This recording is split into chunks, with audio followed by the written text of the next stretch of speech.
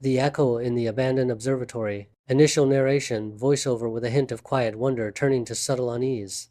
Some silences scream louder than any sound, not with a shriek of terror, but with a chilling whisper of something that should never have been known. And sometimes, it's in the attempt to find answers in the vastness above that we uncover the most unsettling truths hidden deep within ourselves. A starless pursuit. Elias Vance was a man haunted by the stars, not in a poetic sense, but literally. Astrophysicist, he'd abandoned a prestigious university career to chase a faint, elusive signal detected years ago by a rogue satellite pattern of radio waves too complex to be natural, too regular to be noise. He believed it was alien intelligence. The scientific community dismissed it as cosmic static, but Elias felt it in his bones. He believed it was a message, waiting to be deciphered. His pursuit led him to the remnants of the old Blackwood Observatory, a forgotten behemoth atop a secluded mountain, its colossal dome weathered and its telescopes frozen in time. It was the perfect place for him, isolated, grand, and far from the skeptical eyes of academia. He spent months reactivating dormant systems, clearing decades of dust, living a monastic life dedicated solely to that elusive signal. One bitter winter night, as the wind howled like a frustrated spirit, the old main telescope shuddered to life, not through Elias's controls, but on its own.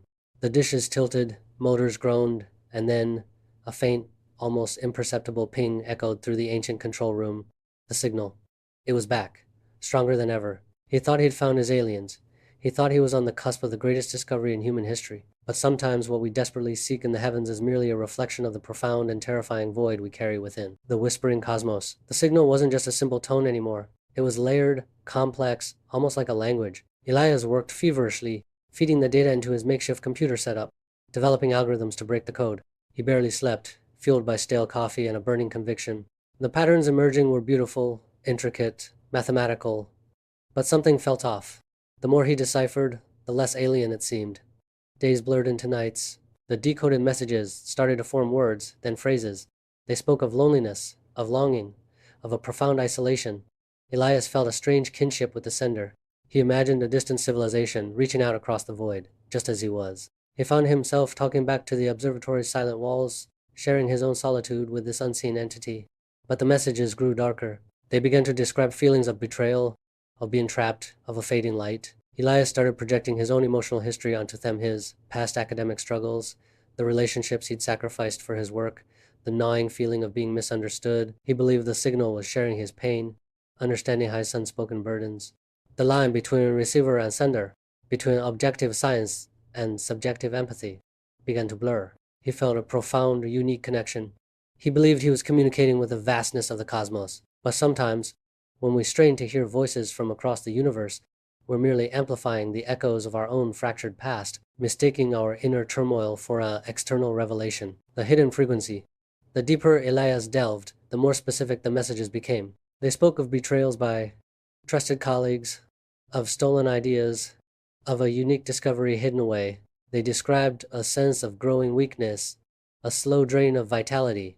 Elias became convinced that the alien intelligence wasn't just communicating, it was crying for help, trapped by some cosmic injustice. He felt a desperate urge to save it, to be its champion in a universe that had wronged it.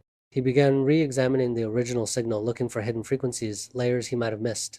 He theorized that the weakness described in the messages was literally a fading signal, and that if he could boost it, he could save this entity. He jury-rigged the old observatory's power systems, pushing them to their limits, risking shortouts and explosions. Then he found it. A minute, almost imperceptible fluctuation in the original data, a hidden frequency. When he isolated it, the true nature of the signal became chillingly clear. It wasn't external, it was internal. He was so determined to find a grand cosmic narrative, he missed the one unfolding within his own walls. The most terrifying secrets aren't always light years away.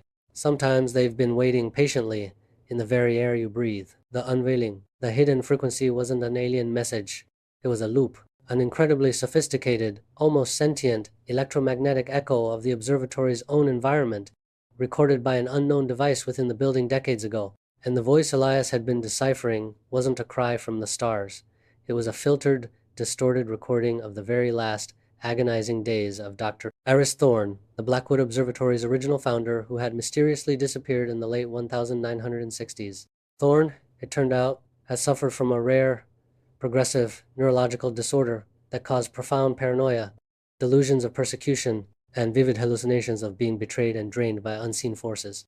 In his final lucid moments, he had set up an experimental recording device, hoping to capture proof of the cosmic conspiracy he believed was targeting him. The betrayals and stolen ideas were the last echoes of his own fractured mind, played back by the observatory's unique acoustics and equipment. Elias had projected his own hidden anxieties, his own deep-seated fears of failure and isolation, onto these echoes.